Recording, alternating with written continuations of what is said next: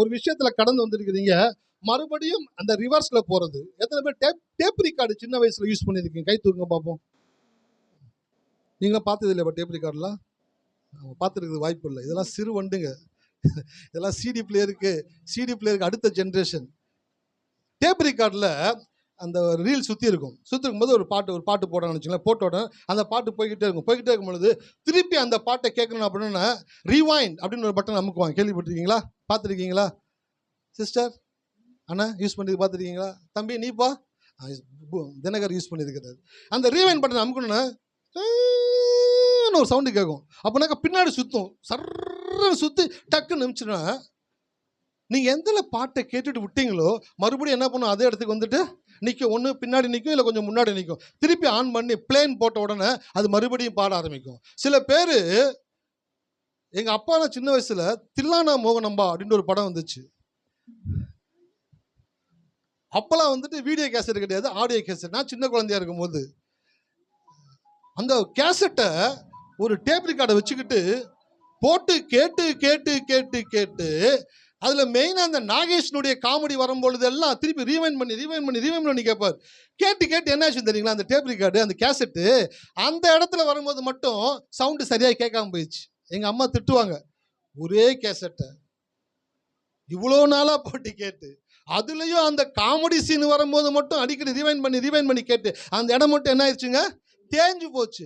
அந்த இடத்துல எங்கள் அப்பா ப்ளே பண்ணுவார், கச்ச கச்ச கச்ச கச்சன்னு சவுண்டு கேட்கும், அடுத்த வரிக்கு போயிடும். அப்போது ஒரு கேசட்டில் நீங்கள் கேட்டு முடிஞ்ச ஒரு பாடலையோ ஒரு வரிகளையோ மறுபடியும் கேட்கறதுக்கு எப்படி ரீவைண்ட் பட்டனை அமுக்கி மறுபடியும் அந்த இடத்துல போய் அதை கேட்கறது சாத்தியமோ, அப்படிதான் கடவுள் சொல்றாரு, உன் லைஃப்ல நீ எதெல்லாம் மிஸ் பண்ணின, வாழ்க்கையில என்ன விதமான விஷயங்களை உன் வாழ்க்கையில நீ மிஸ் பண்ணிருக்கியோ அதை மறுபடியுமாய் ரீவைண்ட் பண்ணி போய் நீ மறுபடியுமாய் அனுபவிக்கக்கூடிய ஆற்றலை தேவன் வார்த்தையில வைத்திருக்கிறார். ஹல்லேலூயா. எத்தனை பேர் இருக்கீங்க?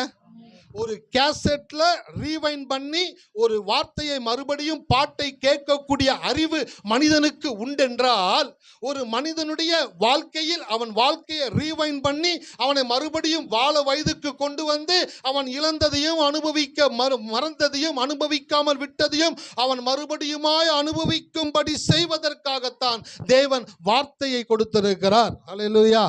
எத்தனை பேருக்கு புரியுது? ஆமா.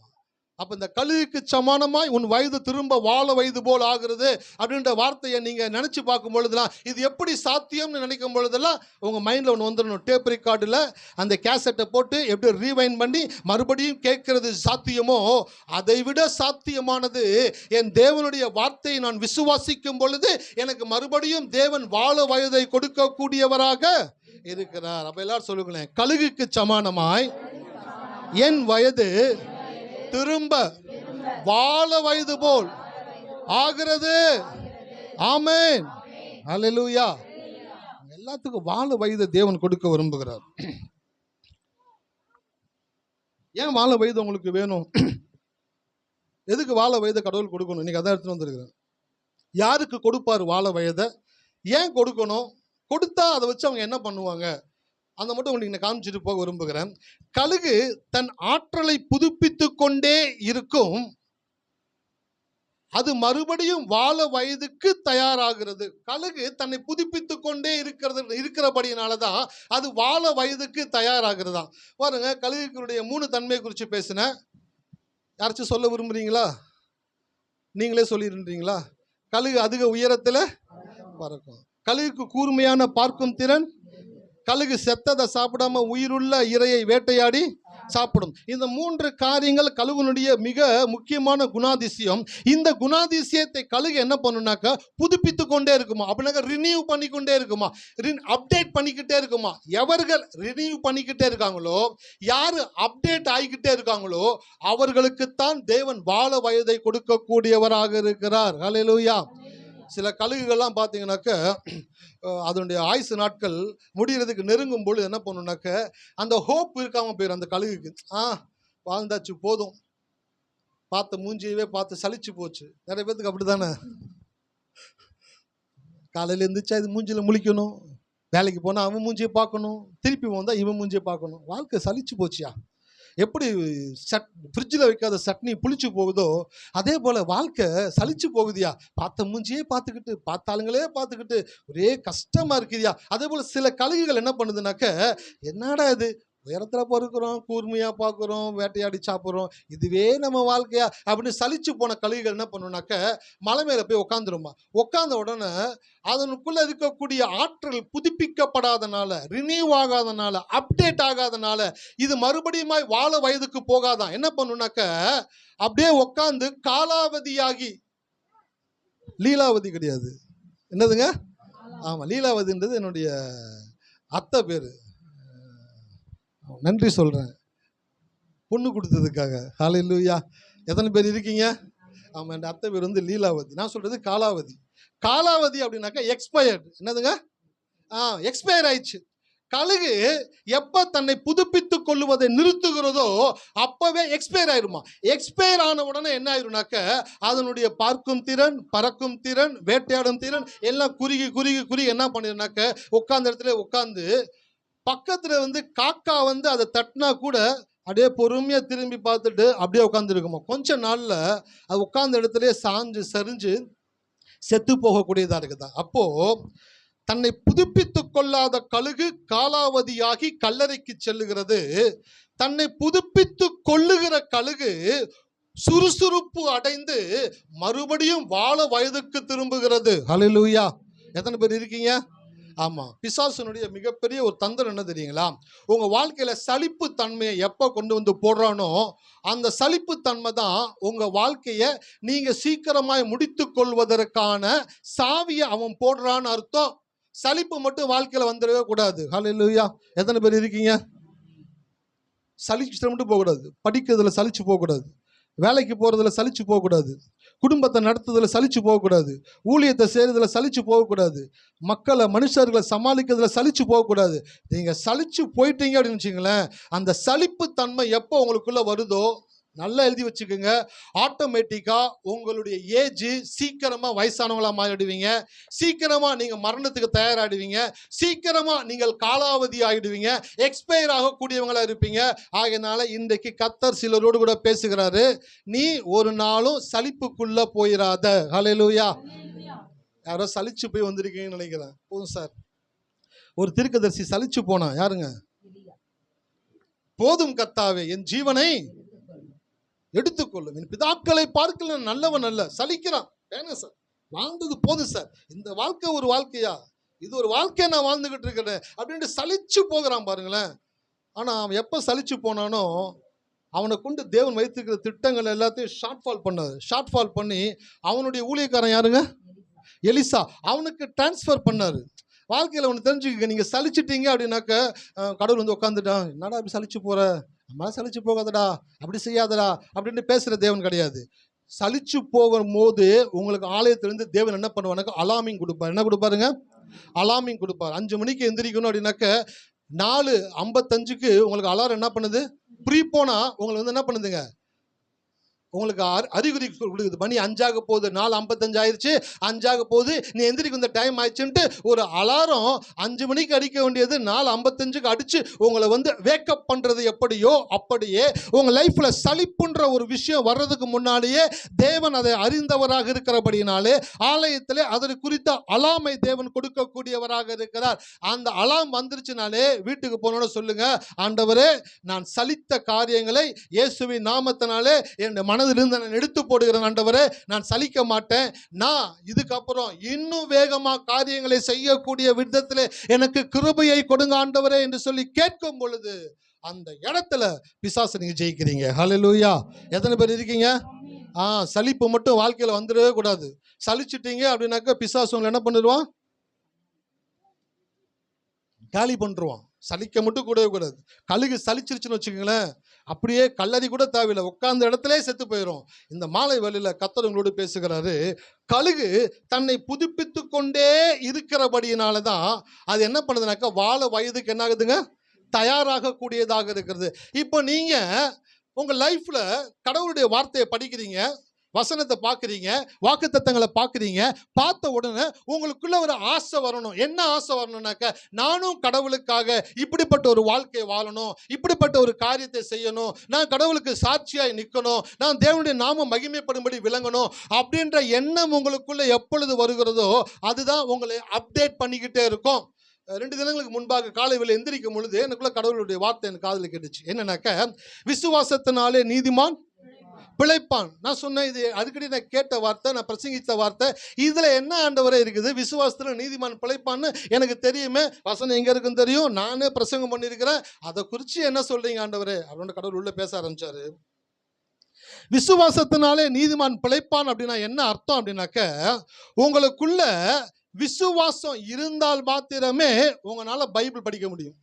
விசுவாசம் இருந்தால் மாத்திரமே உங்களால ஜெபிக்க முடியும். விசுவாசம் இருந்தால் மாத்திரமே உங்களால் ஆலயத்துக்கு வர முடியும். விசுவாசம் இருக்கிறவங்க மட்டும்தான் தேவனுடைய ஆலயத்துல வார்த்தையை கவனிக்க கூடியவர்களாக இருப்பார்கள். அல்லேலூயா. நான் யோசிச்சேன், என்ன ஆண்டவரே விசுவாசத்துக்கும் இதுக்கும் மொட்டை தலைக்கும் முழங்காலுக்கும் முடிச்சு போடுறீங்களா அப்படின்னாக்க, கடவுள் சொன்னாரு, இல்லடா, உனக்குள்ள விசுவாசம் இருந்தா மட்டும்தான் அந்த விசுவாசம் என்ன பண்ணுனாக்க, வேதத்தை வாசிப்பதற்கு உன்னை உந்தி தள்ளக்கூடியதாக இருக்கிறது. ஏன்னாக்க இந்த விசுவாசத்துக்கு மட்டும்தான் தெரியும் எதை செஞ்சா நீங்க பெட்டரான பர்சனாலிட்டி அந்த உலகத்துல வாழ முடியும் என்று சொல்லி, எதை செஞ்சா நீங்க கடவுளுக்கு பிரியமா இருக்க முடியும் என்று சொல்லி விசுவாசத்துக்கு நன்றாய் தெரிந்தபடியினாலதான் விசுவாசம் ஒரு மனுஷனுக்குள்ள வந்தாதான் அவன் பைபிளை படிப்பான். சில பேர் யோசிக்கிறாங்க, சார் நான் பைபிள் படிக்கிறதே இல்லையா சார், அப்படின்னா என்கிட்ட விசுவாசம் இல்லையா? அதை என் வாயார நான் எப்படி சொல்றது? உங்க வாயிலே நீங்க சொல்லிக்கிங்க, ஆமா எனக்குள்ள விசுவாசம் இல்லைன்ட்டு. விசுவாசம் இருந்தா பைபிளை படிப்பீங்க, வசனத்தை தியானம் பண்ணிக்கிட்டே இருப்பீங்க, ஜெபிக்க கூடியவங்களா இருப்பீங்க, தேவனோடு நடக்கக்கூடியவங்களா இருப்பீங்க, தேவனுடைய காரியங்களை செய்யக்கூடியவங்களா இருப்பீங்க. அப்போ விசுவாசம் மாத்திரமே ஒரு மனிதனை உந்தி தள்ளக்கூடியதாக. ஞாயிற்றுக்கிழமை மாலை வேலை, மாலை ஆராதனை, 1000 பேர் வர சர்ச்சில் போனாக்க 5 பேர் உட்காந்துருக்குறாங்க. 40 பேர் வர சர்ச்சில் 30 பேர்கிட்ட வந்து உட்காந்துருக்கிறீங்க. உங்களுக்குள்ள என்ன இருந்தனால இங்கே வந்தீங்க அப்படின்னாக்க, உங்களுக்குள்ள விசுவாசம் இருந்தபடினால தான் மாலை ஆராதனைக்கு வந்து உட்காந்துருக்கிறீங்க. ஆமாவா இல்லைங்களா? அந்த விசுவாசம் தான் அவங்களை உந்தி தள்ளிச்சு. ஏன் என்ன வீட்டில் சும்மா உட்காந்துருக்குற, என்ன பண்ண போற, போய் கடவுளுடைய வார்த்தையை கொஞ்சமாச்சு கேளு, உருப்பிடுவ அப்படின்னு சொல்லி உள்ளுக்குள்ள ஒரு புஷ் இருந்தபடினால தான் கிளம்பி வந்து ஆலயத்தில் உட்காந்து கடவுளுடைய வார்த்தையை கேட்டுக்கிட்டு இருக்கீங்க. அப்போ உங்களுக்கு என்ன இருக்கு? ஆமா. ஸோ மரமானது அதனுடைய கனியினால், ஆமா மரம், இது என்ன மரம்னு நீங்க எப்படி கண்டுபிடிக்கலாம் அப்படின்னாக்கா, அதனுடைய கனியை வச்சு கண்டுபிடிக்கலாம். அதே போல உங்களுக்குள்ள விசுவாசம் இருக்கா இல்லைன்னு எப்படி கண்டுபிடிக்கலாம்? உங்களுடைய செயல்களை வைத்து கண்டுபிடிக்கலாம். அப்போ நீங்க இன்னிலிருந்து யோசிக்க ஆரம்பிங்க. நீங்க பைபிள் படிக்க தள்ளப்படுறீங்கன்னாக்கா உங்களுக்குள்ள விசுவாசம் இருக்கு.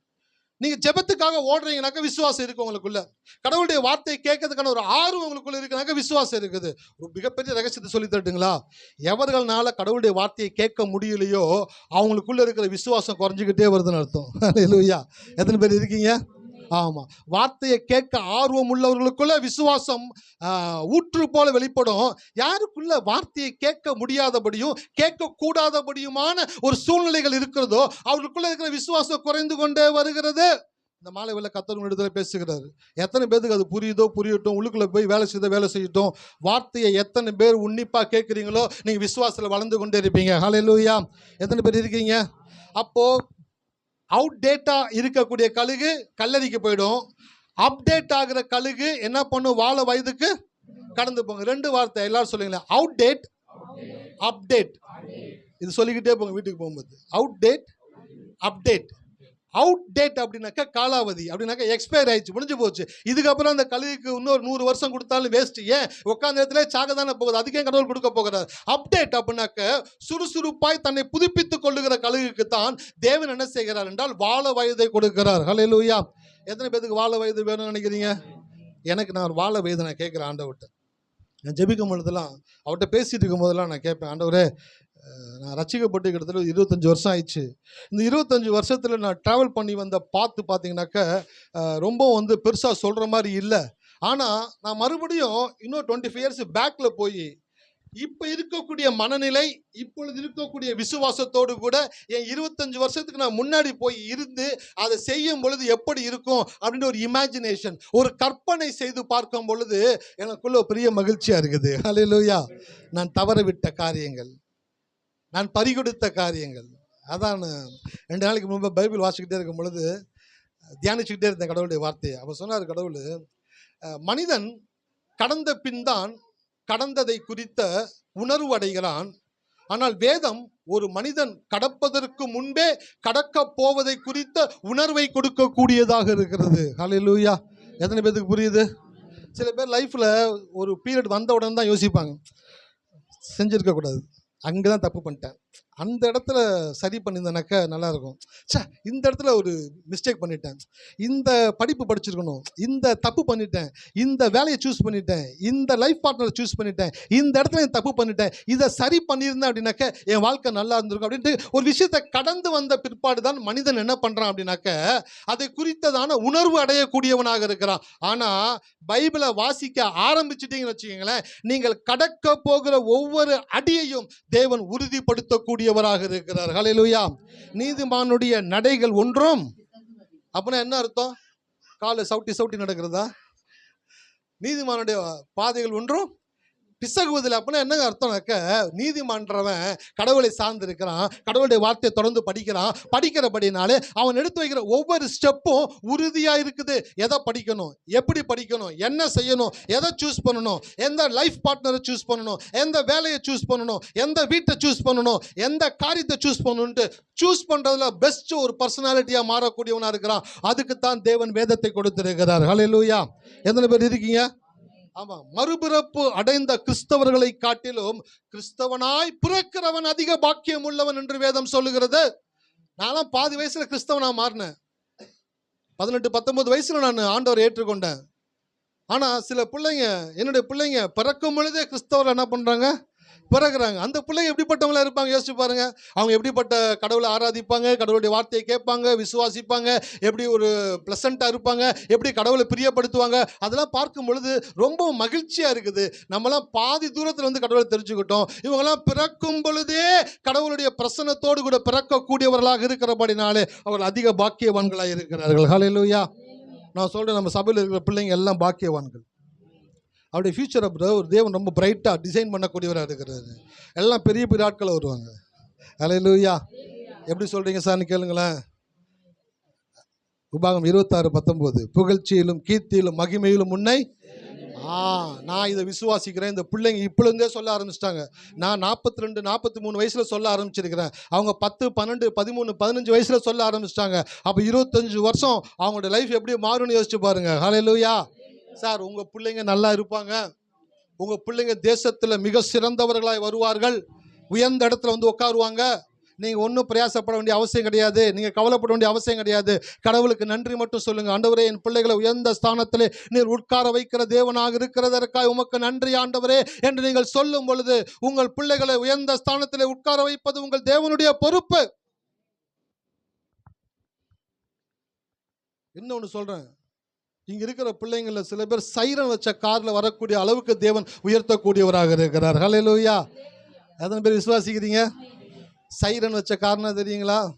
அரசாங்கத்தில் உயர்ந்த அதிகாரிகளுக்கு அது கொடுக்கக்கூடியதாக இருக்குதான். நம்முடைய சபையில் இருக்கிற பிள்ளைங்களுக்கு அப்படிப்பட்ட ஆசீர்வாதத்தை தேவன் கொடுக்கக்கூடியவராக இருக்கிறார். ஹல்லேலூயா. தாழ்ந்த ஒருவன் உயர்ந்த இடத்திற்கு வந்தால் மாத்திரமே தாழ்ந்த நிலையிலேயே இருக்கிற ஒருவனை உயர்ந்த நிலைக்கு உயர்த்த முடியும்.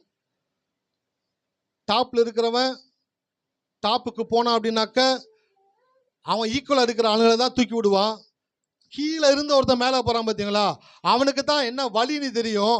அவன் தான் என்ன பண்ணுவானாக்க கீழே இருக்கிற ஆட்களை உயர்த்தி விடக்கூடியவனாக இருக்கிறான். அதான் அடிக்கடி சொல்லுவேன், தாழ்ந்த நிலையில் இருக்கிற ஒருவன் உயர்ந்த நிலைக்கு வந்தால் மாத்திரமே தாழ்ந்த நிலையிலேயே இருக்கிற அநேகரை கொஞ்சமாவது உயர்ந்த நிலைக்கு உயர்த்தி விடக்கூடியவனாக இருக்கிறான்.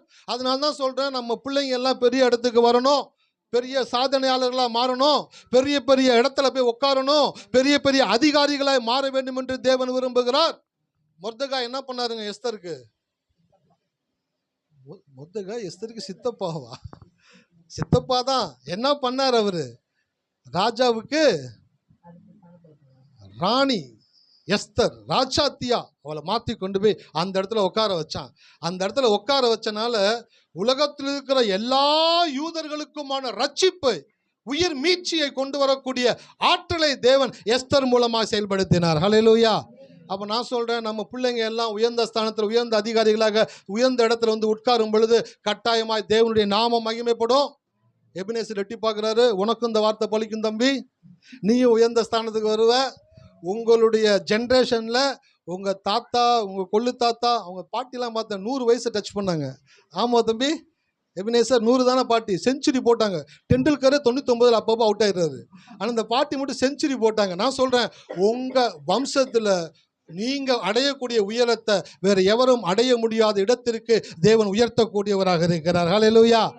அப்போ நான் சொல்கிறேன், நம்ம பிள்ளைங்க எல்லாம் ஆசீர்வதிக்கப்பட்டிருப்பாங்க, உயர்ந்த ஸ்தானத்தில் இருப்பாங்க, தேவனுடைய நாமம் மகிமைப்படக்கூடியதாக இருக்கிறது. அப்போ ஏன் அதை கொடுக்குறாரு அப்படின்னாக்கா, கடவுள் அந்த பிள்ளைகள் தங்களை வார்த்தையினாலே அப்டேட் பண்ணி கொண்டே இருக்கணும். இன்றைக்கு ஒரு சில காரியத்தை எடுத்துகிட்டு வந்திருக்கிறேன், வேகமாக அதை காமிச்சிட்டு முடிக்க போகிறேன். யார் கடவுளுடைய வார்த்தையை சொல்லிக்கிட்டே இருக்கிறாங்களோ அவங்க அப்டேட் ஆகிக்கிட்டே இருப்பாங்க. யார் கடவுள் கொடுத்த காரியங்களை ரசிக்கிறாங்களோ அவங்க அப்டேட் ஆகிக்கிட்டே இருப்பாங்க. யார் கடவுளை நோக்கி பார்த்துக்கிட்டே இருக்கிறாங்களோ அவங்க அப்டேட் ஆகிக்கிட்டே இருப்பாங்க. அவங்களுக்குத்தான் தேவன் வாழ வயதை கொடுக்கக்கூடியவராக இருக்கிறார். என்னாகும் 13ஆம் அதிகாரத்தை எடுத்துக்கொள்ளுங்க.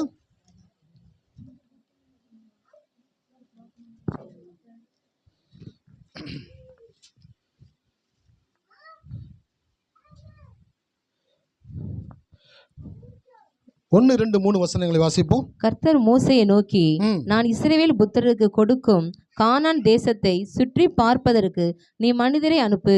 ஒவ்வொரு பிதாக்களின் கோத்திரத்திலும் ஒவ்வொரு பிரபுவாகிய புருஷனை அனுப்ப வேண்டும் என்றார். மோசே கர்த்தருடைய வாக்கின்படியே அவர்களை பாரான் வனாந்தரத்திலிருந்து அனுப்பினான். அந்த மனுஷர் யாவரும் இஸ்ரவேல் புத்தரின் தலைவர்கள். ஆமென், ஹல்லேலூயா. இந்த சப்ஜெக்ட் எத்தனை பேத்துக்கு தெரியும்? அவங்க மட்டும் கை தூக்குங்க. இந்த சப்ஜெக்ட் ஆல்ரெடி எனக்கு தெரியும்யா. தெரியுமா சிஸ்டர்? சரி.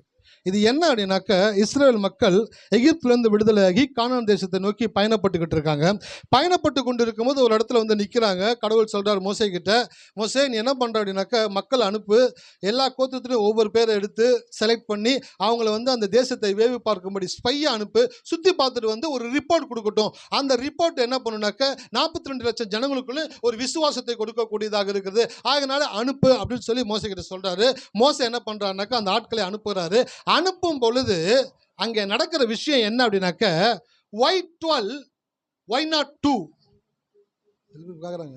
என்ன சார் போலீஸ் ஸ்டேஷனில் ஏட்ட கூப்பிட்ற மாதிரி கூப்பிட்றீங்களே, why 12 why not 2 why 12 அப்படின்னாக்க, ஏன் 12 பேரை அவர் செலக்ட் பண்ண சொன்னார், why not 2 ஏன் 2 பேரை மட்டும் அனுப்பல? யோசுவாவும் காலேபும் கரெக்டாக பேசுவாங்கன்னு கடவுளுக்கு தெரியுமா தெரியாதா? இல்லை அமிச்ச பிற்பாடு பின்னாடியே போனாரா? என்ன பேசுகிறாங்கன்னு சொல்லிட்டு, சார் அவருக்கு தெரியும் சார் என்ன பேசுவாங்கன்ட்டு. அப்போ கடவுள் 2 பேரை மட்டும் அமுச்சு விட்டுருக்கலாம்ல, எதுக்கு 12 பேர் அனுப்ப சொல்கிறாரு தெரியுங்களா உங்களுக்கு? இந்த இஸ்ரவேல் மக்கள் 42 லட்சம் ஜனங்களும் சந்தேகத்தில் ஊறி போனவங்க. என்னதுங்க? சந்தேகத்தில் ஊறி போன ஜனங்க. 2 பேரை மட்டும் கடவுள் அனுப்பிச்சு அவங்க கொண்டு வந்து கரெக்டான ரிப்போர்ட் கொடுத்தா கூட அங்கே 4 பேர் வந்துச்சு நியாயம் பேசுவான். எப்படிங்க 42 லட்சம் ஜனங்களுக்கு நீங்கள் 2 பேரை அனுப்பிச்சிங்கனாக்கா ஃபார்முலாவே தப்பாக இருக்குது, ஈக்குவேஷன் சரியில்லைங்களே, அதெல்லாம் நாங்கள் நம்ப முடியுமாங்க அப்படின்னு பேசுறது ஒரு கூட்டம் எந்திரிப்பான்னு கடவுளுக்கு தெரியும். அதனால 12 கோத்திரத்திலையும் ஒவ்வொருத்தரும் தேவன் செலக்ட் பண்ண சொல்றாரு. சரி, இந்த 12 கோத்திரத்திலையும் ஒவ்வொருத்தரும் செலக்ட் பண்ண சொன்னாரு. எப்படி செலக்ட் பண்ணியிருப்பாங்க நீங்க நினைக்கிறீங்க? காது கேட்காதவன், கண்ணு தெரியாதவன், வாய் பேச முடியாதவன், கை இல்லாதவன், கால் இல்லாதவன், சுய புத்தி இல்லாதவன், இப்படிப்பட்டவனை செலக்ட் பண்ணி அமைச்சிருப்பாங்களா? எப்படிப்பட்டவனை செலக்ட் பண்ணி அமைச்சிருப்பாங்க? அந்த வசனம் என்ன சொல்லுதுன்னு பாருங்களேன். 2ஆம் வசனம், நான் இஸ்ரவேல் புத்திரருக்கு கொடுக்கும் கானான் தேசத்தை சுற்றி பார்ப்பதற்கு நீ மனிதரை அனுப்பு. ஒவ்வொரு பிதாக்களின் கோத்திரத்திலும் ஒவ்வொரு பிரபு என்ற வார்த்தை இங்கிலீஷ்ல என்னன்னாக்கா பிரின்ஸ் கொடுத்துருக்குது. இளவரசர்கள், ஒவ்வொரு கோத்திரத்திலையும் இளவரசர்களை தேர்ந்தெடுங்க. ஜல்லட போடுறானுங்க. 42 லட்சம் ஜனங்கள் 12 கோத்திரமாய் பிரிந்திருக்கிறார்கள். ஒவ்வொரு கோத்திரத்திலையும் ஒருத்தனை தூக்கணும். அந்த ஒருத்தனை தூக்கணும்னாக்க எப்படி ஜல்லட போடணுங்க சார்? ஒரு போலீஸ் வேலைக்கு ஒரு 5 சீட்டு காலியா இருக்குனாக்க 5 லட்சம் பேர் அப்ளை பண்றாங்க சார். இப்போ 5 சீட்டு 5 லட்சம் பேர் கொடுக்க முடியுமா? இப்போ அந்த 5 லட்சத்தை 5ஆ குறைக்கணும்னாக்கா அவன் எப்படி ஃபில்டர் பண்ணணும்? ஒவ்வொரு விஷயத்துலையும் ஃபில்டர் பண்ணணும். சின்ன ஒரு ஹைட்டு கம்மியாக இருந்தால் ரிஜெக்ட், அவனுக்கு பேச வரனா ரிஜெக்ட், அவன் பார்க்குறான் சம்டைம் பார்க்கும்போது கண்ணு லைட்டாக கோணலாக இருக்குது ரிஜெக்ட். சார் என்ன சார் இதுக்கெல்லாமா போலீஸ் வேலையை நீ இது பண்ணி? ஆமாடா இப்படி பார்த்து இவனை சுடுறான், டக்குன்னு பார்த்து அங்கே சுட்டுட்டுனாக்கா கேஸ் மர்டர் ஆகி போயிடும். அதெல்லாம் வேலைக்கு ஆகாது தம்பி. செலக்ட் ரிஜெக்ட் பண்ணி அனுப்பிச்சுட்டே இருக்கான். 5 லட்சம் பேர் ஃபார்ம் போட்டு உள்ள வந்தவனை செலக்ட் பண்றது 5 பேருனாக்க எப்படி ஃபில்டர் பண்ணுவாங்களோ அப்படி தேவன் 42 லட்சம் ஜனங்களில் 12 கோத்திரத்தில் ஒவ்வொரு கோத்திரத்திலும் ஒருவனை செலக்ட் பண்ண சொல்லி கடவுள் கொடுக்குறானாக்க ஃபில்டர் போட்டானுங்க. ஃபில்டர் போட்டு செக் பண்ணுறானுங்க. செக் பண்ணி அவன் எப்படிப்பட்டவனாக இருக்கணுமா? அவன் ஞானம் உள்ளவனாக இருக்கணும், அறிவு உள்ளவனாக இருக்கணும், சமிஜோகித புத்தி உள்ளவனாக இருக்கணும், யுத்தத்திற்கு பழக்கப்பட்டவனாக இருக்கணும். அவன் போகிறது வேவு பார்க்கிறதுக்கு போகிறான். ஹல்லேலூயா. சினிமா பார்க்கறதுக்கு போகல, கிஷ்கிந்தாக்கு போகல, சிக்குனானாக்கா செத்தான். வேவு பார்க்க போகிறான். பயந்தாங்கோலியா இருக்கக்கூடாது. எல்லாவற்றையும் செக் பண்ணி அனுப்புறாங்க. 12 பேரை சூஸ் பண்றாங்க. சூஸ் பண்ணி நிறுத்துறாங்க. நிறுத்தும் போது மோசே பார்க்குறாரு, 42 லட்சம் ஜனங்கள்ல 12 கோத்திரத்தில் ஒவ்வொரு கோத்திரத்திலும் ஒவ்வொருத்தரையும் செலக்ட் பண்ணி பார்க்குறாங்க. மோசே ச்சே எல்லாரும் பர்ஃபெக்டாக இருக்காங்கப்பா. அவங்க டெஸ்ட் பண்ணுறாரு, அவங்கள்ட்ட பேசுகிறாரு. எல்லா எக்ஸாமினேஷன் முடிஞ்ச பிற்பாடு அவங்க அந்த இடத்துக்கு அனுப்பும்படியாய் அனுப்புகிறார். இந்த 3ஆம் வசனம் போட்டிருக்கு பாருங்களேன். மோசே கர்த்தருடைய வாக்கின்படியே அவர்களை பாரான் வனாந்தரத்தில் இருந்து அனுப்பினான். அந்த மனிதர் யாவரும் இஸ்ரவேல் புத்திரரின் ஃபர்ஸ்ட் பிரபுன்னு சொன்னாரு. இப்போ என்ன சொல்றாரு? ஆமா, அவன் பிரபு தான். ஆனா இப்ப செலக்ட் ஆன உடனே அவன் என்னவா மாறிடுறான்? தலைவனா மாறிடுறான். தலைவன்னா யாரு? பல கூட்ட மக்களுக்கான தலைவன் அப்படின்னாக்கா தலைன்னு அர்த்தம். இப்ப பல கூட்ட மக்களுக்கு தலைவனாக அவன் போகிறதுனால அவன் பிரதிநிதியாய் கடந்து போகிறான். அவன் சொல்ற வார்த்தை அந்த அத்தனை பேருக்கும் சார்பாக அவன் சொல்லுகிற வார்த்தை. எத்தனை பேருக்கு புரியுது? தலைவன் அப்படின்னாக்கா சும்மா கிடையாது. தலைன்னு சொல்லிக்கிட்டு இருக்கிறது கிடையாது. இன்னைக்கு ஊர்ல நிறைய பேர் சொல்லிட்டு இருக்கிறாங்க, தலைன்னு. அஜித் எங்க தலை, ஏய் உனக்கு தலையே வர தெரியல, நீ அவரு போய் தலைகள்னு சொல்லிக்கிட்டு இருக்கிறேன். இங்க கடவுள் சொல்றாரு அவர்கள் தலைவர்கள் அப்படின்னாக்க பல மக்களுடைய பிரதிநிதியாய் கடந்து போகிறான். ரெஸ்பான்சிபிலிட்டி. ஹல்லேலூயா. எத்தனை பேத்துக்கு புரியுது? நான் வளர்ந்து வந்த நாட்களில் எனக்கு அந்த தலைமைத்துவனால எனக்கு பிடிக்காது அப்படின்னாக்க சொல்லுங்க, செஞ்சுட்டு போகிறேன். நான் போய் முன்னாடி நின்றுக்கிட்டு இதை பண்ணு அதை செய்ய, அந்த ஹெட்டேக்லாம் எனக்கு வேணாம். என்னுடைய ரோல் என்னன்னு சொல்லிவிடுங்க, நான் செஞ்சுட்டு போய் உட்காந்துக்கிறேன். அவ்வளோதான். அதுதான் நமக்கு தேவை. நம்மளால் ஹேண்ட்லிங்லாம் பண்ண முடியாது. 10 பேரை சமாளித்து 100 பேரை சமாளித்து அவங்களுக்கு ஐடியா கொடுத்து யோசனை கொடுத்து வேணாம் சார் எனக்கு அதெல்லாம் பிடிக்கல சார், நான் சாதாரணமாக இருந்துட்டு போயிடுறேன் சார். யார் இந்த மாதிரி நினைக்கிறாங்களோ அவங்கள தான் தேவன் வேணும்னே தலைவனாக்குவார். அல்லேலூயா. எத்தனை பேர் இருக்கீங்க? மோசே என்ன பண்ணாரு? உமக்கு சித்தமாக இருக்கிற நான் திக்குவாயும் கடவுளுக்கு தெரியுமா தெரியாதா? அவன் திக்குவாயும் மந்தனாவன்னு கடவுளுக்கு தெரியுமா தெரியாதா? கடவுளுக்கு கட்டாயமா தெரியும். கடவுள்கிட்ட என்ன சொல்றான்? நான் திக்குவாயும் மந்தனாவமா இருக்கிறேன், வேற யாராச்சும் நீங்க அனுப்புங்க ஆண்டவரே அப்படின்னு சொல்றான். அவர் பாக்குறாரு, உங்க அம்மா வயிற்றுல உருவாகும் பொழுது உனக்கு யாருன்னு எனக்கு தெரியும்டா. நீ யார்கிட்டையும் பேச முடியாமல் திக்கிறவன் கிடையாது. நீ எல்லார்கிட்டையும் பேசும்போது திக்கிறவன் தான். நீ திக்கிறவன் எனக்கு தெரியும். ஏன் உன்னை சூஸ் பண்ண தெரியுமா? நீ எதை உன்னால் செய்ய முடியாதுன்னு நினைக்கிறியோ, வேணான்னு நினைக்கிறியோ, அதை உன்னை வச்சே செஞ்சு முடிக்கிறதுல இந்த தேவன் எக்ஸ்பர்ட்டாக இருக்கிறாரு. ஹல்லேலூயா. எத்தனை பேர் இருக்கீங்க? இந்த மாலை வேலை சிலரோடு பேசிக்கிட்டு இருக்கிறாரு. சில பேர் தலைமைத்துவமே வேணான்றிருக்கிறீங்க. தலைனால எனக்கு வேணாம் சார், நான் ஒரு தொண்டனாக இருந்துட்டு போயிடுறேன், நான் ஒரு கீழே இருந்துட்டு போயிடுறேன், நான் ஒரு அடிமட்ட நபராக இருந்துட்டு போயிடுறேன்னு நினச்சிட்டே இருக்கிறீங்க. இன்றைக்கி கர்த்தர் உங்களிடத்தில் பேசுகிறாரு, உங்களை தலைவனாய் மாற்ற வேண்டும் என்று தேவன் முடிவு செய்திருக்கிறார். ஹல்லேலூயா. ஒரு ரெஸ்பான்சிபிலிட்டி உங்களுக்கு தேவன் கொடுக்கக்கூடியவராக இருக்கிறாரு. அப்போ அந்த 12 பேரும் யாராக இருந்தாங்க? ஃபஸ்ட்டு பிரபுவாக செலக்ட் பண்ணார், ரெண்டாவது தலைவர்களாக இருக்கிறார். இப்போ ஏன் இதை சொல்கிறேன் அப்படின்னாக்க, இவங்க யாருன்னு நீங்கள் முதல்ல தெரிஞ்சுக்கணும். ஏதோ குப்பனையும் சுப்பனையும் மோசே யாரா 12 பேர், ஐயா லுங்கியை மடித்து கட்டிக்கிட்டு ட்ரௌசரை போட்டுட்டு, ஐயா நான் இருக்கேன், வாங்கடா 12 பேர் போங்கடா அப்படின்ட்டு அனுப்பலை. 42 லட்சம் பேரில் ஃபில்டர் பண்ணி செலக்ட் பண்ணி சூஸ் பண்ணி பிரபுவை தலைவனை செலக்ட் பண்ணி மோசே அனுப்பக்கூடியவராக இருக்கிறார். அப்படி அனுப்பக்கூடிய அந்த இடத்திலே யார் காலாவதியானவர்கள், யார் புதுப்பித்து கொண்டவர்கள் என்பதை தேவன் கவனிக்கக்கூடியவராக இருக்கிறார். அல்லேலூயா. எத்தனை பேர் இருக்கிறீங்க? காலாவதியானவங்க கல்லறைக்கு போக வேண்டியதுதான். புதுப்பிக்கிறவர்கள் மாத்திரமே புத்துயிர் அடையக்கூடியவர்களாக இருக்கிறார்கள். வசனத்தை வேகமா வாசிங்க. 17வது வசனம். அவர்களை மோசே கானான் தேசத்தை சுற்றி பார்க்கும்படி அனுப்புகையில் அவர்களை நோக்கி, நீங்கள் இப்படி தெற்கே போய் மலையில் ஏறின்னு சொல்லிட்டு என்னெல்லாம் நோட் பண்ணிட்டு வர சொல்றாரு அப்படின்றத கவனிங்க. தேசம் எப்படிப்பட்டது என்றும் அங்கே குடியிருக்கிற ஜனங்கள் பலவான்களோ பலவீனர்களோ கொஞ்சம் பேரோ அநேகம் பேரோ என்றும் அவர் குடியிருக்கிற தேசம் எப்படிப்பட்டது, அது நல்லதோ கெட்டதோ என்றும் அவர்கள் பட்டணங்கள் எப்படிப்பட்டது என்றும் அவர்கள் கூடாரங்களில் குடியிருக்கிறவர்களோ கோட்டைகளில் குடியிருக்கிறோ என்றும் நிலம் எப்படிப்பட்டது, அது வளர்ப்பானதோ இழப்பானதோ என்றும் அதில் விருட்சங்கள் உண்டோ இல்லையோ என்றும் பாருங்கள். தைரியம் கொண்டு இருந்து தேசத்தின் கனிகளிலே சிலவற்றை கொண்டு வாருங்கள் என்றான். அக்காலம் திராட்சை செடி முதற் பழம் பலிக்கிற காலமா இருந்தது. மோசே ஒரு டீடைல்டு நோட்டு கேட்குறான், டீடைல்டு நோட்டு கேட்குறான். 12 பேர் அனுப்புகிறான். 40 நாள் சுற்றி பாருங்கன்னு சொல்கிறான். 12 பேர் 40 நாள் சுற்றி பார்த்து எனக்கு ஒரு டீடைல்டு நோட்டு வேணும் அப்படின்ட்டு கேட்குறான். அந்த 12 பேர்த்துக்குள்ளே இன்ஜெக்ட் பண்ணி அனுப்புகிறான். என்னெல்லாம் பார்க்கணும், எப்படிலாம் பார்க்கணும், எதையெல்லாம் பார்க்கணும், எல்லாவற்றையும் டீட்டெயில்டாக கொடுத்து நீங்கள் போய் பார்த்துட்டு வாங்கன்னு சொல்கிறான். இவங்களும் போகிறாங்க, 40 நாள் சுற்றுறாங்க, ஸ்பை பண்ணுறாங்க, வேவ் பார்க்குறாங்க, எல்லாவற்றையும் அனலைஸ் பண்ணுறாங்க, ஸ்டடி பண்ணுறாங்க. இந்த 40 நாளும் 12 பேரும் அந்த தேசத்தை வேவு பார்க்கும் பொழுது அவர்கள் என்ன பெர்ஸ்பெக்டிவ்ல அதை பார்த்தாங்க, என்ன அவங்க உச்சரிச்சாங்க அப்படின்றதை தேவன் கவனிக்க கூடியவராக இருந்தார். ஹல்லேலூயா. எத்தனை பேர் இருக்கீங்க? ஒரு வசனத்தை வாசிங்க. ஏன்னா அப்ப என்ன நடந்துச்சுன்னு இந்த வசனம் அழகா சொல்லுது பாருங்க. என்னாகமம் 14:28.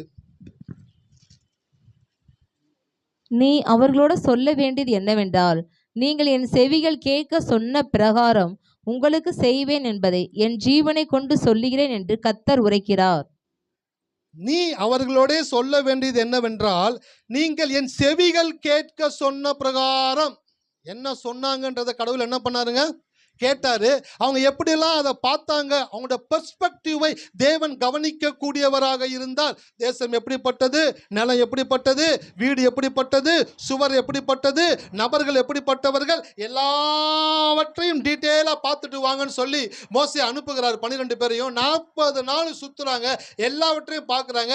இப்போ மோசே கிட்ட ஒரு டீட்டெயில்டு நோட்டை சப்மிட் பண்ணுறாங்க. என்ன நோட்டு சப்மிட் பண்ணாங்க, அதுதான் இன்னைக்கு நம்ம பார்க்க வேண்டிய மிக முக்கியமான ஒன்று. 27வது வசனம், 13:27. அவர்கள் மோசேயை நோக்கி, நீர் எங்களை அனுப்பின தேசத்துக்கு நாங்கள் போய் வந்தோம். அது பாலும் தேனும் ஓடுகிற தேசம்தான். இது அதனுடைய கனி. பாருங்க, டீடைல்டு நோட்டு கேட்டாரா இல்லைங்களா? சொல்லுங்களேன். 18ஆம் வசனம், 19ஆம் வசனம், 20ஆம் வசனம், 3 வசனங்கள்ல என்னெல்லாம் பார்க்கணும்னு சொல்லி அனுப்பிச்சா எல்லாவற்றையும் பார்த்துட்டு ரத்தின சுருக்கமா பேசுறாங்க. சில பேர் ரத்தின சுருக்கமா பேசுவாங்க, ஆனா ஒண்ணுமே அது பிரயோஜனமே இருக்காது. உப்பு கல்லுக்கு பிரயோஜனம் இருக்காது ரத்தின சுருக்கமா பேசுறது. இவங்க பேசுறாங்க, அது பாலும் தேனும் ஓடுகிற தேசம் தான், இது அதனுடைய கனி அப்படின்ட்டு வேண்டாம் விருப்ப மோசேட்ட கொடுத்துட்டு இப்பதான் டீடைல்டு நோட்டை ஸ்டார்ட் பண்றானுங்க என்ன பண்ணாங்கன்னு சொல்லிட்டு. ஆனாலும் எல்லாரும் நினைப்பாருங்க, ஆனாலும் இந்த ஆனாலும்ன்ற வார்த்தை இருக்கு பார்த்தீங்களா, இது ரொம்ப பவர்ஃபுல்லான ஒரு வார்த்தை. இது பார்க்க சின்னதாக இருக்கும், ஆனால் பெரிய பெரிய வேலையை பண்ணிவிட்டு போயிடும். காமெடி சொல்லுவாங்களே, அவன் தாண்டா பெரிய வேலையை பார்த்துட்டு போயிட்டான்டா அப்படின்ற மாதிரி. ஆனாலும்ன்ற வார்த்தை பெரிய வேலையை பார்த்துடும். யாக்கோபு நாவை குறித்து எழுதும்போது சொல்றாரு, நாவு சிறிய அவயமாக இருந்தும் அது என்ன பண்ணுதுங்க, நான் வாழ்க்கை சக்கரத்தை கொளுத்தி விடுகிறதா. பாருங்க, சின்ன நெருப்பு பெரிய காட்டை கொளுத்தி விடுகிறதுன்னு சொல்லிட்டு அதனுடைய அளவை வச்சு கணக்கிடாதீங்க, அது பெரிய வேலையை பண்ணிட்டு போயிடும். இந்த ஆனாலும்ன்ற வார்த்தை வாழ்க்கையில பயன்படுத்தும் பொழுது அது ரொம்ப எச்சரிக்கையாக நீங்கள் பயன்படுத்த வேண்டும். எந்த இடத்துல அந்த வார்த்தையை பயன்படுத்துறீங்கன்னு தேவன் கவனிக்க கூடியவராக இருக்கிறார். பிற்போக்காக பயன்படுத்துகிறவர்கள் பின்தங்கி இருப்பார்கள், முற்போக்காக பயன்படுத்துகிறவர்கள் முன்னேறி செல்வார்கள். எத்தனை பேருக்கு புரியுது? ஆனாலும்ன்ற வார்த்தையை பிற்போக்காக பயன்படுத்துகிறவர்கள் அப்படின்னாக்க, ஒருத்தவங்க உங்ககிட்ட சொல்லுவாங்க, சிஸ்டர் இந்த மாதிரி பிரச்சனை, இந்த மாதிரி சிஸ்டர் இந்த மாதிரி பிரச்சனை இருக்குது, இந்த மாதிரி தேவை இருக்குது. அப்போ நீங்கள் அவங்கக்கிட்ட ஒரு 10 நிமிஷம் செலவு பண்ணி அவங்கள்ட்ட பாருங்கள் சிஸ்டர், கர்த்தர் நல்லவர், உங்கள் வாழ்க்கையை மாற்றுவார், உங்களுக்கு நன்மை நடக்கும், அற்புதம் நடக்கும், கர்த்தர் அதிசயமாக காணி உங்கள் வாழ்க்கையில் செய்வார் அப்படின்ட்டு நீங்கள் பேசி முடிக்கும் பொழுது அவங்க அப்படியே கேட்டுக்கிட்டே இருக்கிற மாதிரி தெரியும். ஆனால் ஒரு வார்த்தை காதில் போயிருக்காது. போனாம கடைசியில் சொல்லுவாங்க, சோத்திரம் சிஸ்டர் நடந்தால் நல்லது தான், ஆனாலும் அப்படின்ற டிக்கெட்டை நெக்ஸ்ட் டைம் பார்த்தீங்கன்னாக்க அந்த டிக்கெட்டுக்கு ஒரு பேர் வச்சிருங்க. அந்த டிக்கெட்டுடைய பேர் என்ன டிக்கெட்? அந்த டிக்கெட்டுக்கு என்ன பேர்? ஆனாலும். அந்த டிக்கெட்டுக்கு பேர் ஆனாலும்னு வச்சிருங்க. ஏன்னாக்க அந்த டிக்கெட் எல்லாவற்றையும் கேட்டுட்டு கடைசியில் ஒரு பஞ்சு வைக்கும். அந்த பஞ்ச் என்ன தெரியுங்களா? எல்லாம் கரெக்டு, ஆனாலும் அப்படின்ட்டு பிற்போக்கா கொண்டு போய் அந்த பஞ்சை வைக்கும். சிஸ்டர், கத்தர் ஒன்று சுகம் கொடுப்பாரு, நான் விசுவாசிக்கிறேன் சிஸ்டர், கத்தர் சுகம் கொடுப்பான்னு நம்புறேன், ஆனாலும் அப்படின்னாக்க புரிஞ்சுக்கலாம். இந்த டிக்கெட்டு இன்னைக்கு இருக்கிறத விட இனி வரக்கூடிய நாட்களில் இந்த டிக்கெட்டு பின்னோக்கி போய்கிட்டே தான் இருக்கும், சரிஞ்சுக்கிட்டே தான் இருக்கும், இதனுடைய வியாதி அதிகமாகிக்கிட்டே தான் இருக்கும். ஏன்? ஆனாலும்ன்ற வார்த்தையை தவறாய் பயன்படுத்துவனுடைய வாழ்க்கை தவறாய் போய்கொண்டே இருக்கும். ஆனாலும்ன்ற வார்த்தையை முற்போக்காய் பயன்படுத்தணும். எப்படி முற்போக்காக பயன்படுத்தணும்? உங்ககிட்ட வந்து சில பேர் பேசுறாங்க, சிஸ்டர் இன்னைக்கு பார்த்தீங்கன்னா உலகத்தில் இந்த பிரச்சனை நடக்குது, அந்த பிரச்சனை நடக்குது, அது நடக்குது, இது நடக்குது, என்ன நடக்குன்னே தெரியல, வியாதி வந்துட்டு அவ்வளோ பரவிக்கிட்டு இருக்குது அப்படின்னு ஒருத்தவங்க உங்கள்கிட்ட பேசும் பொழுது கண்ணு புதுங்கிற மாதிரி அவங்க சொல்றதை கேட்கக்கூடாது. அவங்க சொல்றதை கேட்டுட்டு நீங்க சொல்லணும், ஆனாலும் கர்த்தரின் மேய்ப்பராக இருக்கிறார், நான் தாழ்ச்சி அடையன்னு பைபிளில் போட்டிருக்குதே. வந்தவங்க அப்படியே பார்ப்பாங்க, விடிய விடிய கதை கேட்டு சீதைக்கு ராம சித்தப்பன்னு சொன்ன கதையா இருக்குது. ஏங்க, நான் எவ்வளோ யூடியூப்ல வீடியோ பார்த்து எவ்வளோ பேர்ட்ட விஷயத்தை கேட்டு அலசி ஆராய்ஞ்சு எல்லாவற்றையும் கொண்டு வந்து உங்களுக்கு அப்படியே ஸ்பூன் ஃபீட் பண்ற மாதிரி உங்களுக்கு விஷயத்தை சொன்னா எல்லாத்தையும் கேட்டுட்டு ஆனாலும் கர்த்தரின் மேய்ப்பராய் இருக்கிறான் நான் தாழ்ச்சி அடையன்னு சொல்றீங்களே, நான் சொல்றது கொஞ்சமாச்சும் உங்களுக்கு விளங்குதா? அப்ப நீங்க சொல்லணும், நீ சொல்றது எனக்கு விளங்காது, எங்க அப்பா சொன்னது மட்டும்தான் எனக்கு விளங்கும். அல்லேலூயா. எத்தனை பேர் இருக்கீங்க? ஆனாலுன்ற வார்த்தையை எங்க பயன்படுத்தணும்னு நோட் பண்ணி வச்சுக்கோங்க. ஆனாலுன்ற வார்த்தையை பிற்போக்கா பயன்படுத்தக்கூடாது. ஒருத்தர்கிட்ட பேசுறீங்க, ஒரு விஷயத்தை ஹேண்டில் பண்றீங்க, எல்லாம் ஹேண்டில் பண்ணும் பொழுது அவங்க உங்ககிட்ட ஆனாலும் இது எப்படி நடக்கும் அப்படின்னு கேட்டாங்கன்னாக்க ரொம்ப சிம்பிளா புரிஞ்சுக்கங்க, அவங்க வாழ்க்கையில விசுவாசத்துல ரொம்பவும் தேஞ்சு போய்கிட்டே இருக்கிறாங்க. கழுதை தேஞ்சு கட்டெரும்பு ஆகிக்கிட்டே இருக்குது. அந்த கட்டெரும்பு இன்னும் கொஞ்ச நாள் சித்தெரும்பா மாறும். அந்த சித்தெரும்பு இன்னும் கொஞ்ச நாள்ல செதஞ்சு ஒண்ணுமே இல்லாம போயிடும். ஆனாலுன்ற வார்த்தையை ரொம்ப உஷாரா பயன்படுத்தணும் வாழ்க்கையில. எப்பெல்லாம் உங்ககிட்ட அந்த மாதிரி சூழ்நிலைகள் வருகிறதோ, அப்படிப்பட்ட சூழ்நிலைகளுக்கு நீங்கள் கடந்து போகிறீர்களோ அப்பெல்லாம் ரொம்பவும் ஞானமா இருங்க. இன்னைக்கு கர்த்தர் உங்களிடத்துல ஒரு காரியத்தை அலாம் பண்றாரு. ஹல்லேலூயா. அலாம் பண்றாரு. ஆனாலுன்ற வார்த்தையை கரெக்டா பயன்படுத்தணும். வீட்டில் மனைவி சொல்றாங்க கணவர்கிட்ட, பிரச்சனை இல்லைங்க, கடவுள் பார்த்துப்பாரு, கர்த்தர் செய்வார். எல்லாம் கரெக்டு தான் நீ சொல்றது, ஆனாலும் இந்த டியூ இருக்கு பார்த்தியா, அப்படியே பார்க்கணும் மனைவி. இவ்வளவு நேரம் என்ன சொல்லிக்கிட்டு இருக்க, திருப்பி ஆனாலுன்றீங்க. ஆனாலுன்ற வார்த்தை இனிமேல் பயன்படுத்தினா பாசிட்டிவா மட்டும்தான் பயன்படுத்தணும். ஹல்லேலூயா. எத்தனை பேர் இருக்கீங்க?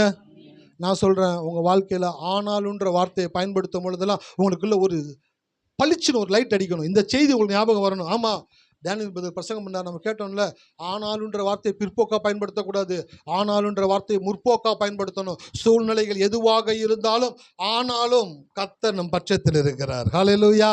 எத்தனை பேர் இருக்கீங்க? வசந்த வேகமா வாசிங்க, கடந்து போகலாம். 28.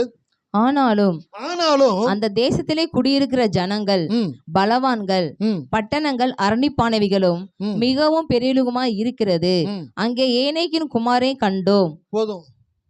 எத்தனை பேர் கவனிச்சிங்க வசனத்தை? வசனம் படிக்கும்பொழுது என்ன பண்ணணும்? வசனத்தை கவனிக்கணும். ஏன்? அப்பதான் அந்த வார்த்தை உங்களுக்கு உள்ள போகும். மறுபடியும் படிங்க சிஸ்டர். ஆனாலும் அந்த தேசத்திலே குடியிருக்கிற ஜனங்கள் பலவான்கள். பலவான்கள் அப்படின்னாக்கா அவங்கள யாருன்னு சொல்றாங்க? பலவீனர்கள். அவங்க பலவான்கள்னாக்கா அப்ப இவங்க யார் சார்? தங்களை பலவீனர்கள்னு அவங்களே ஒத்துக்கிறாங்க. பட்டணம் அரணிப்பானவைகளும் மிகவும் பெரியவைகளுமாய் இருக்கிறது, அங்கே ஏனோக்கின் குமாரரை கண்டோம். அங்கே ஏனாக்கின் குமாரரை கண்டோம். அப்படின்னா ராட்சத புறவிகள், பார்க்கவே 8 அடி 10 அடி இருக்கிறாங்க, அவங்கள பார்க்கவே பயமா இருக்குது அப்படின்ட்டு எக்ஸ்பிரஷனோடு கூட சொல்றாங்க. ஆனா என்ன சொல்லியிருக்கணும்? அங்கே ஏனாக்கின் புத்திரரை கண்டோம், ஆனாலும் நம்மளை காட்டிலும் அவர்கள் தாழ்ந்தவர்களே, அவர்களோடு கூட ஒரு தேவன் இல்லை, நம்மளோடு கூட ஒரு தேவன் இருக்கிறார் என்று சொல்லி பேசி இருக்க வேண்டுமே தவிர அவங்க என்ன பேசுனாங்கனாக்க, அங்கே ஏனாக்கின் குமாரரை கண்டோம் அப்படின்னாக்க அவங்க ரொம்ப ஜெயண்ட் மாதிரி இருக்காங்க, நாங்க ஒண்ணுமே இல்லாதது போல இருக்கிறோம். அடுத்த வசந்த வேகமா வாசிங்க. அமலேக்க தென்புறமான தேசத்தில் குடியிருக்கிறார்கள், ஏத்தியரும் எபோசியரும் எமோரியரும் மலை நாட்டில் குடியிருக்கிறார்கள், கானானியர் கடல் அருகேயும் யோர்தான் அண்டையிலும் குடியிருக்கிறார்கள் என்றார்கள். போதும், டீட்டெயிலா சொல்றானுங்க. என்ன சொல்றானுங்க? நல்ல விஷயத்தை 2 வார்த்தையில சொல்லி முடிச்சிட்டானுங்க. பாலும் தேனும் ஓடுற தேசம் தான், இதான் அதனுடைய கனி பாருங்க. அப்புறம் டீட்டெயிலா என்ன பேசுறானுங்க? என்னெல்லாம் அவங்க பார்த்து பயந்தாங்களோ, எதெல்லாம் பார்த்து அவங்க ஈரக்குலை ஆடிச்சோ, எதெல்லாம் பார்க்கும்பொழுது அவங்களுக்குள்ள நடுக்கம் உண்டானதோ, போனவங்களாம் யாரு? குப்பனும் சுப்பனும் சொல்லுங்க. பிரபுக்கள் போனாங்க, தலைவர்கள் போனாங்க. சாதாரண ஆட்களை மோசே அனுப்பல, வடிகட்டி அனுப்பினாரு. வடிகட்டின ஆட்களுக்குள்ளேயே அவங்களுக்குள்ள இருதயம் துவளக்கூடிய விதத்திலே அவர்கள் கண்ட காட்சி அவருடைய இருதயங்களை உலுக்கியது. இவ்வளோ பெரிய ஆறுகளா, இப்படிப்பட்ட நபர்கள் இருக்கிறாங்களா, இதுக்குள்ள நம்மளால போக முடியுமான்ட்டு பயப்படக்கூடிய சூழ்நிலைகள் உண்டானது. 31 வசிங்க. அவனோடு கூட போய் வந்த மனிதரோ, நான் போய் அந்த ஜனத்தோட எதிர்க்க நம்மாலே கூடாது, அவர்கள் நம்மை பார்க்கிலும் பலவான்கள் என்றார்கள். நாங்கள் போய் சுற்றி பார்த்து வந்த அந்த தேசம் தன் குடிகளை பட்சிக்கிற தேசம். நாங்கள் அதிலே கண்ட ஜனங்கள் எல்லாரும் மிகவும் பெரிய ஆட்கள். அங்கே ராட்சத பிறவியான ஏனேக்கின் குமாரராகிய ராட்சதரையும் கண்டோம். நாங்கள் எங்கள் பார்வைக்கு வெட்டுக்கிளியை போல் இருந்தோம், அவர்கள் பார்வைக்கு அப்படியே இருந்தோம் என்று சொல்லி, இப்படி இஸ்ரவேல் புத்தருக்குள்ளே தாங்கள் சுற்றி பார்த்து வந்த தேசத்தை குறித்து துர்ச்செய்தியை பரப்ப செய்தார்கள். ஆமென், அல்லேலூயா. 12 பேர்ல 10 பேர் என்ன பண்ணானுங்க? காலாவதி ஆயிட்டானுங்க. என்ன ஆயிட்டானுங்க? காலாவதி ஆயிட்டானுங்க. போகும்போது இன்சூரன்ஸ் ரினியூவல் பண்ணி தான் அனுப்பிச்சாரு. 40 நாள்ல காலாவதி ஆயிட்டாங்க. எத்தனை நாள்ல காலாவதி ஆயிட்டாங்க? ஆமாம், 40 நாள் எக்ஸ்பைரி ஆயிட்டானுங்க. 40 நாள் அவங்க பார்த்த காரியங்கள், பெர்ஸ்பெக்டிவ். அதான் சொல்கிறேன், வாழ்க்கையில் கண்ணோட்டம் ரொம்ப முக்கியம். ஒரு மனிதனுடைய கண்ணோட்டமே அவனுடைய உயிரோட்டமாக இருக்கிறது. பெர்ஸ்பெக்டிவ் தான் உங்கள் லைஃப்பில் நீங்கள் எப்படி இருக்க போகிறீங்கன்றதை தீர்மானிக்கக்கூடியதாக இருக்கிறது. உங்கள் கண்ணோட்டம் சரியாக மாறிடுச்சுனாக்க உங்கள் வாழ்க்கை சரியாய் மாறிடும். அல்லேலூயா. எத்தனை பேர் இருக்கிறீங்க?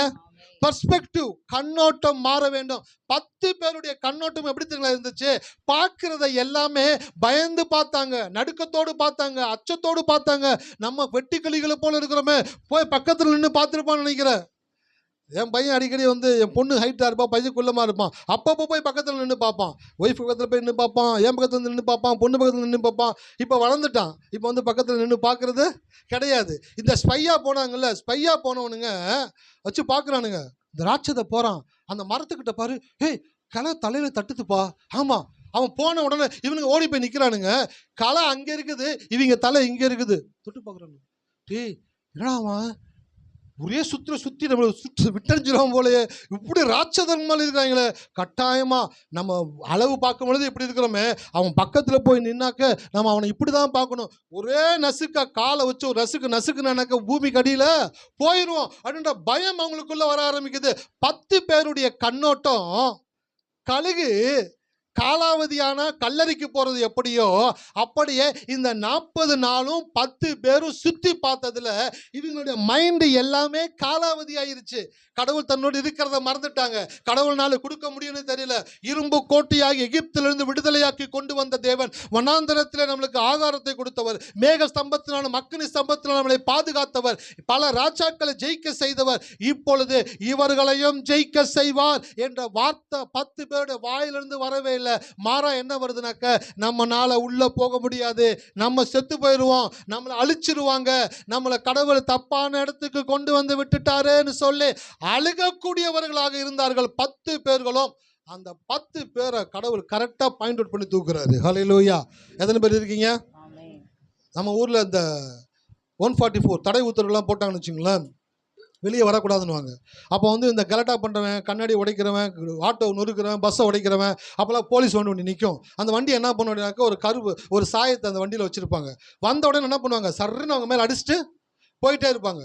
முடிஞ்ச உடனே அந்த சாயம் ஒரு வாரத்துக்கு போகாதான், என்னதான் தேய்ச்சி குளிச்சாலும்.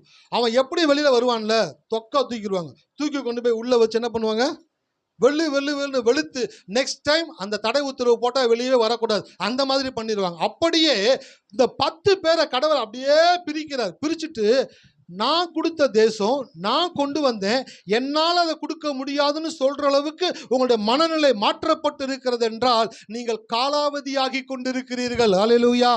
எத்தனை பேர் கவனிக்கிறீங்க? உங்கள் லைஃப்பில் நீங்கள் சந்திக்கக்கூடிய பிரச்சனைகளை உங்களால் ஜெயிக்க முடியாது, மேற்கொள்ள முடியாது, இது நம்மளை அழிச்சிரும், இது நம்மளால் ஒன்றும் செய்ய முடியாதுன்ற எண்ணம் உங்கள் மைண்டில் எப்போ வருதோ அப்போவே நீங்கள் எக்ஸ்பைரி ஆகிக்கிட்டு இருக்கீங்கன்றதை தெரிஞ்சுக்கோங்க. ஹல்லேலூயா.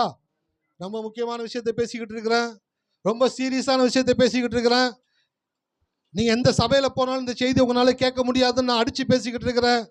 எப்போ நீங்க ஒரு விஷயம் உங்க வாழ்க்கையில முடியாதுன்னு நினைக்கிறீங்களோ, எக்ஸ்பைரி ஆகிக்கிட்டு இருக்கீங்க, காலாவதி ஆகிக்கிட்டு இருக்கீங்க, டேட்டு நெருங்கிக்கிட்டு இருக்குது. உங்களுக்கு கடவுள் ஒரு எச்சரிக்கை கொடுக்குறாரு. என்னால் ஒரு விஷயம் முடியாதுன்றதை நீ எப்போ யோசிக்க ஆரம்பிச்சிட்டியோ அப்பவே நீ எக்ஸ்பைரி ஆகிக்கிட்டே இருக்கிற. உன்னை யாருனாலையும் காப்பாற்ற முடியாது. இப்பொழுது உனக்கு ஒரு வாய்ப்பு தேவன் கொடுக்கிறாரு.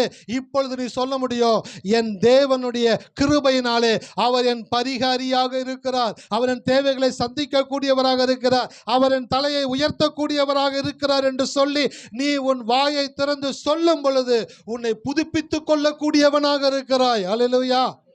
ரெண்டு விஷயம். நடக்காதுன்னு எப்ப நினைக்கிறீங்களோ அப்பவே நீ எக்ஸ்பைரி ஆகிட்டு இருக்கீங்கன்னு அர்த்தம்.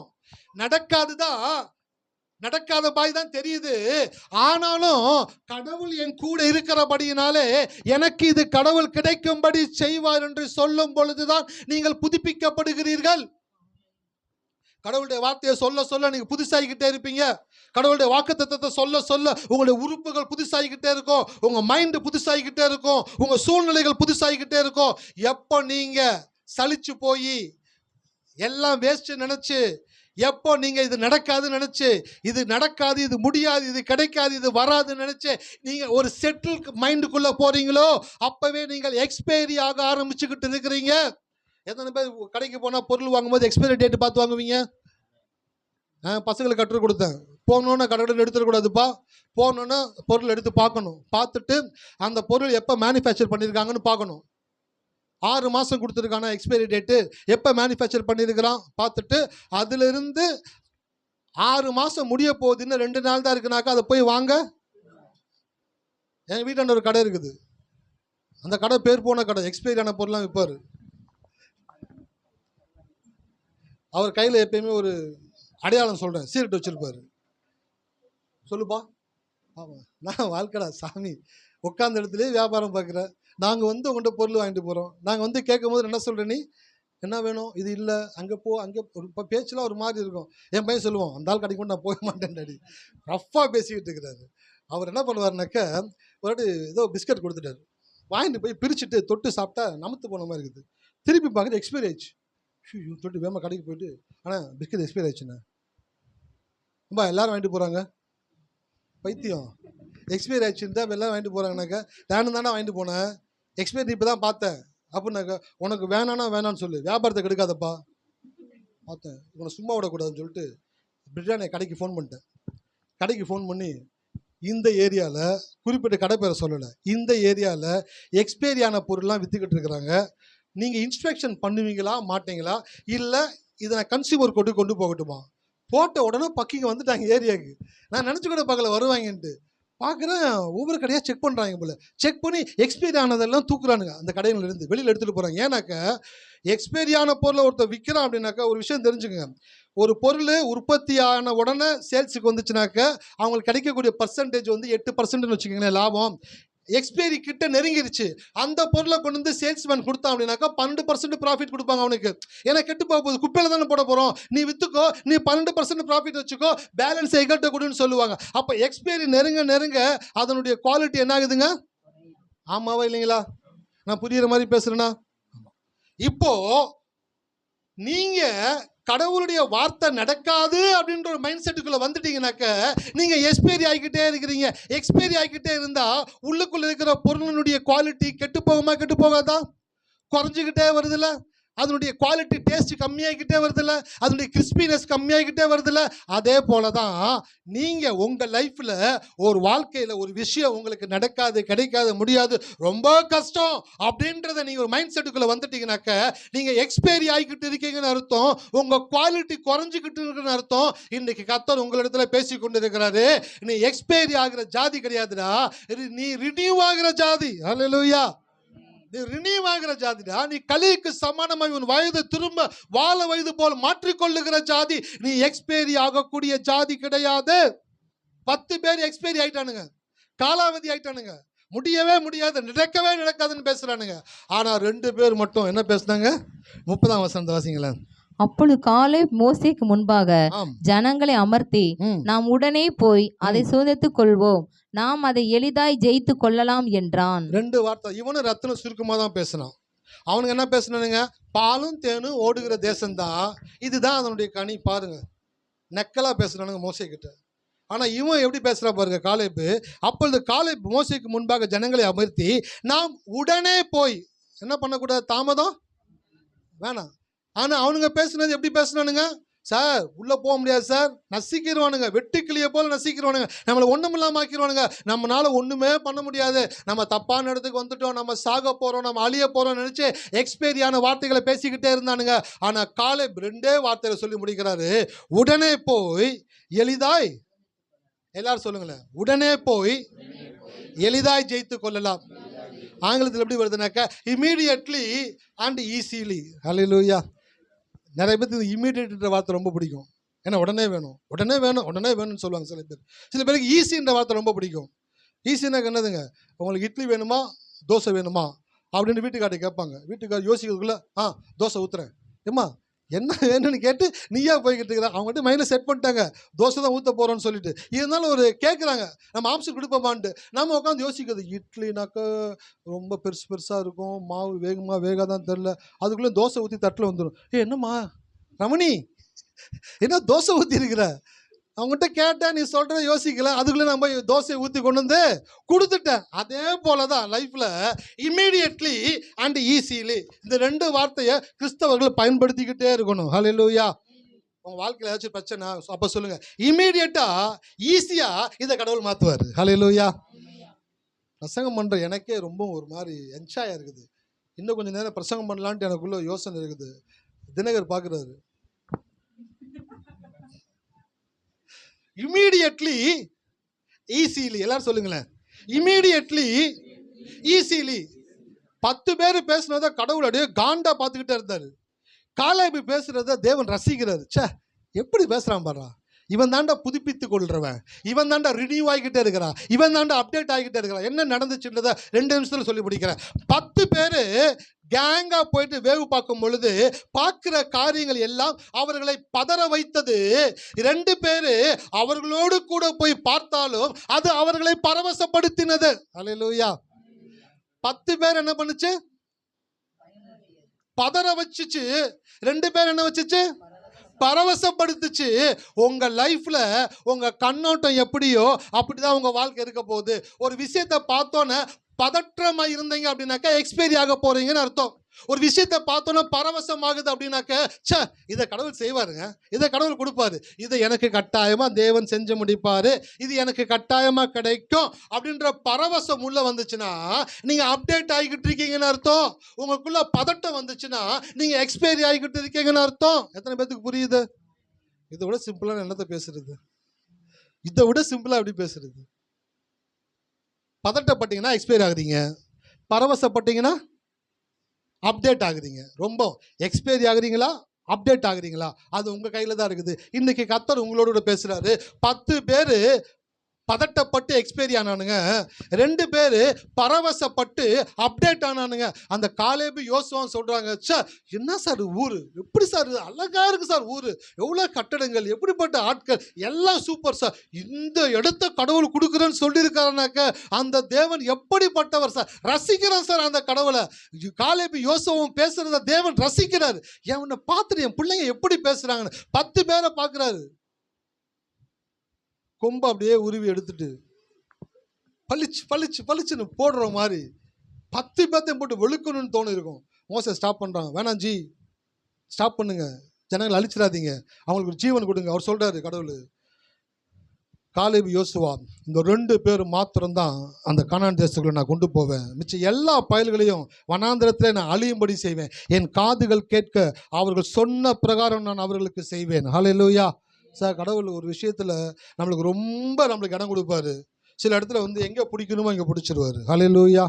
சில அம்மாக்கள் அப்படி தானே இருக்கிறீங்க, சில பெற்றோர் அப்படி தான் இருக்கிறாங்க. பிள்ளைங்களுக்கு நிறைய இடம் கொடுப்பாங்க, ஆனால் எங்கே பிடிக்கணுமோ அங்கே என்ன பண்ணிடுவாங்க, இதான் லிமிட்டு, இதுக்கு மேலே பண்ணக்கூடாது. ஓகே சொன்னால் செஞ்சால் ஓகே கரெக்ட் நியாயம்தான். அந்த லிமிட்டை மீறினாக்கா எனக்கு பிடிக்காது. அதே போல் தான் கடவுள் ஃப்ரீ டைம் கொடுத்துட்டே இருப்பார். ஒரு லிமிட்டை தாண்டினாக்கா அந்த செக் வைப்பார். அந்த 10 பேத்துக்கு செக் வச்சார், நீங்கள் உள்ளே போகிறதே கிடையாது. அந்த 2 பேத்துக்கு சொன்னார், இவங்க 2 பேரும் உத்தமமாக என்னை பின்பற்றபடினாலே இவர்கள் அந்த கானான் தேசத்துக்குள்ளே பிரவேசிக்கும்படி நான் செய்வேன். ஹல்லேலூயா. வாழ்க்கையில் ஒன்று தெரிஞ்சுக்கங்க சார், கழுகு காலாவதி ஆகிட்டா கல்லறைக்கு போயிடும், கழுகு புதுப்பித்து கொண்டே இருந்தால் புத்துயிர் அடைந்து கொண்டே இருக்கும். நீங்களும் உங்கள் லைஃப்பில் எப்போல்லாம் நடக்காதுன்ற ஒரு விஷயத்தை பேசுகிறீங்களோ அப்போல்லாம் எக்ஸ்பைரி ஆகிக்கிட்டே இருக்கிறீங்க. எத்தனை பேர் கவனிக்கிறீங்க? ஆமாம், வீட்டில் பேசும்போது சொல்லுங்கள். மனைவி பேசுகிறாங்களா, அவிசுவாசமாக பேசுகிறாங்களா, பயத்தை பேசுகிறாங்களா, சந்தேகத்தை பேசுகிறாங்களா, மனைவி பேசுனாலும் கணவன் பேசுனாலும் சொல்லுங்கள், என்ன எக்ஸ்பைரி ஆகிக்கிட்டு இருக்க மாதிரி தெரியுது. அப்பாடா, டக்குன்னு உஷாராயிடுவாங்க. இல்லைப்பா எக்ஸ்பைரி ஆகிட்டிங்கனாக்கா முடிஞ்சு போச்சு கதை. அப்டேட் ஆனீங்கனாக்கா வாழ்க்கை நல்லா இருக்கும். எக்ஸ்பைரி ஆக போகிறீங்களா, அப்டேட் ஆக போகிறீங்களா? ஹல்லேலூயா. கணவன் மனைவி பேசும்போது நான் சொல்கிறேன், ஆனால் நம்ம சபையில் ஒரு விசேஷம். கணவன் மனைவி பேசுறதை விட பிள்ளைங்க தான் அம்மா அப்பாவை ட்ரெயின் பண்ணிட்டே இருக்கிறாங்க, டீச் பண்ணிட்டே இருக்கிறாங்க. என்ன சொன்னார் சபையில் ஊழியக்கார் கேட்டில்ல? அவிசுவாசமாக பேசுனா எக்ஸ்பைரி ஆக போகிறீங்கன்னு சொன்னாரா? பேசலாமா? தப்புன்னு வாயில் போட்டுக்கிறாங்க. நான் சொல்கிறேன், உங்களெல்லாம் கடவுள் நேசிக்கிறாரு. ஹல்லேலூயா. எப்படி சார் சொல்கிறீங்க? உங்களெல்லாம் நேசித்தபடினால தான் இப்படிப்பட்ட சத்தியத்தை உங்கள்கிட்ட பேசிக்கிட்டு இருக்கிறாரு. ஹல்லேலூயா. இதுவே ஒரு சாட்சி என்ன தெரியுங்களா? உங்களை கடவுள் நேசிக்கிறபடினால தான் உங்கள் லைஃப்பை திருப்ப தேவன் விரும்புகிறார், டியூன் பண்ண விரும்புகிறார், உங்களை ஆசீர்வதிக்க விரும்புகிறார். ஆகையினால தான் சொல்கிறேன், கழுகு காலாவதி ஆயிட்டா கல்லறைக்கு போயிடும். கழுகு புதுப்பித்து கொண்டே இருந்தால் புது உயிர் அடைந்து கொண்டே இருக்கும். நீங்கள் அவிவிசுவாசத்தையும் சந்தேகத்தையும் பயத்தையும் பேசினா எக்ஸ்பைரி ஆகிடுவீங்க. நீங்கள் வாக்கு தத்தத்தை பேசி கடவுள் செய்வான்னு சொன்னீங்கன்னாக்கா அப்டேட் ஆகிக்கிட்டே இருப்பீங்க. இதை வீட்டுக்கு போகும்போது சொல்லிக்கிட்டே இருங்க, நான் எக்ஸ்பைரி ஆகிக்கிட்டு இருக்கேன்னா, நான் அப்டேட் ஆகிக்கிட்டு இருக்கேன்னா, உங்ககிட்டே கொடுத்துறேன் சாய்ஸை. நீங்களே சூஸ் பண்ணிக்கோங்க, நீங்களே செக் பண்ணிக்கோங்க. தெர்மாமீட்டர் என்ன பண்ணுங்க, ஜுரம் எவ்வளோ இருக்குன்னு டாக்டர்கிட்ட போகணும். என்ன பண்ணுற டாக்டர்? முதல்ல இந்த தெர்மாமீட்டரை வாயில் வச்சு ஜுரம் நிறைய பேருக்கு போச்சு. கட்டுங்க, அந்த துணையில் துடைப்பாங்க, அது ஒரு ஆசிடில் போடணும், போட மாட்டாங்க. திருப்பி இன்னொருத்தவங்க வருவாங்க, என்ன ஜுரம், வாயை தர. ஒருத்தருக்கு அக்கில் வைப்பாங்க, ஒருத்தருக்கு வாயில் வைப்பாங்க. நான் பார்த்தேன், அட பாவிகளா. அதுக்கப்புறம் பார்த்தானுங்க, ஜுரம் ஏன் அதிகமாகிட்டேன்னு கண்டுபிடிச்சா தெர்மாமீட்டர்னால தான் ஜுரம் அதிகமாகுது. டாக்டருக்கு க்ளீன் பண்ணாமே எல்லாரும் வாயில வைக்கிறாங்க, அக்கில் வைக்கிறாங்க. அப்புறம் பார்த்தாங்க, இந்த வேலையே வேணாம்பா, தெர்மாமீட்டர் ஒரு மிஷின் கண்டுபிடிச்சிருங்க. இந்த இடத்துல அடித்து பார்த்தோன்னா ஜுரம் எவ்வளோன்னு தெரிஞ்சிடணும். இப்போ ஈஸி ஆயிடுச்சு. இந்த இடத்துல அடித்து பார்த்தோன்னா 102, என்னங்க ஜுரம் ஜாஸ்தியாக இருக்குது, டாக்டர் பார்த்தோன்னு சொல்கிறாரு. அதே போல் நான் சொல்கிறேன், உங்கள் லைஃப்பில் எக்ஸ்பைரி ஆகிட்டு இருக்கீங்களா, அப்டேட் ஆகிட்டு இருக்கீங்களான்னு உங்கள் வார்த்தைகளை வைத்தே நீங்கள் கண்டுகொள்ளும்படியாக தேவன் சிம்பிளிஃபை பண்ணி கொடுத்துருக்கிறாரு. அப்போ அவிசுவாசமாக பேசுனா என்ன ஆகுறீங்க? எக்ஸ்பைரி ஆகுறீங்க. விசுவாசமாக பேசுனா என்ன ஆகுறீங்க? அப்டேட் ஆகிட்டு இருக்கீங்க. அப்டேட் ஆனீங்கன்னாக்க நீங்கள் மறுபடியும் வாழ வயதுக்கு போவீங்க. எக்ஸ்பைரி ஆனீங்கன்னாக்க ரொம்ப சிம்பிள், கல்லறை ஈஸியாக போய் சேர்ந்துறதுக்கான வழியை சூஸ் பண்ணிட்டீங்கன்னு அர்த்தம். இன்றைக்கி கர்த்தர் இடத்துல பேசுகிறாரு, எதை வேணுமோ அதை சூஸ் பண்ணு. வழிகளில் நின்று பூர்வ பாதை எதுவே என்று கேட்டு விசாரித்து அதில் நடுவுங்கள், அப்பொழுது உங்களுடைய ஆத்துமாக்களுக்கு இளைப்பாறுதல் கிடைக்கும். நீங்கள் போகிற பாதை ஜீவ பாதை. வசனம் போட்டுக்கு, நீதிமானுடைய பாதை ராஜபாதை. டக்குன்னு அடிச்சுடுறான் பாருங்க சாமு, ஜீவபாதை என்று செக் பண்ணேன், கரெக்டாக வசனம் படிச்சிருக்காங்க.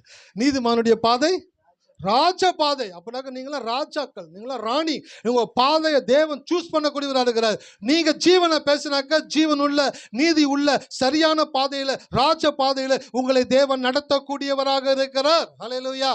நீங்கள் எல்லாம் பெரிய ஆட்களாக உங்களை தேவன் கவனிக்கக்கூடியவராக இருக்கிறார். உங்கள் மேல் அவர் கண்ணை வைத்திருக்கிறார். உன் மேல் என் கண்ணை வைத்து உனக்கு நீ நடக்க வேண்டிய வழியை உனக்கு. அப்போ நீங்கள் எவ்வளோ முக்கியமான ஆளாக இருந்தால் அவர் கண்ணை உங்கள் மேலே வச்சுருப்பாரு. நீங்கள் கண்ணை வேற யார் மேலே வச்சுக்கிட்டு இருக்கிறீங்க, வேற இடத்துல வச்சுக்கிட்டு இருக்கிறீங்க. உங்கள் கண்ணை திருப்பி அவரை நோக்கி பாருங்க. தாவீது எழுதுகிறார், எனக்கு ஒத்தாசை வரும் பர்வதங்களுக்கு நேராக என் கண்களை, வானத்தையும் பூமியும் உண்டாக்கின கர்த்தரிடத்திலிருந்து எனக்கு ஒத்தாசை வரும். நீங்க கடவுளை பார்க்கிற ஜாதி, உங்க பாதை ராஜ பாதை. நீங்கள் எஸ்பைரி ஆகிற ஜாதி கிடையாது, நீங்கள் அப்டேட் ஆகிற ஜாதியாக இருக்கிறீர்கள். கண்களை மூடுவோமா? நன்றி ஆண்டவரே.